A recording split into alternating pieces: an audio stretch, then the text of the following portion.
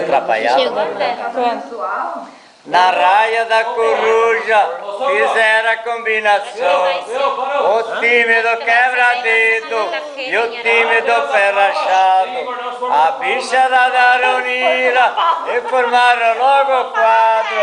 Nós fomos ver esse jogo por ser jogo falado. O time do quebra-dedo tinha fama de campeão. Sapo jogava no gol e Beca esquerdou leão. Viado centro de avanço, alto esquerdou gambá. A tigre corrida, cachorro que briga. A tigre deu a saída, coelho foi pra tirar.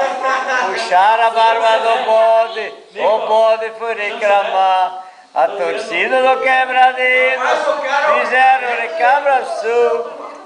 O time do quebra-dedo fizeram reclamação. A torcida entrou no campo, de faca, pau e punhal. Como o padeirinho, mataram o terceiro lugar. Mataram o Beca Leão. Eu tenho dois lá pra encher também. Mataram o Beca Leão. Cavalo quebrou a mão. E o sapo saiu correndo. Jogou-se no Ribeirão, porque na hora da briga ele ficou sem calção.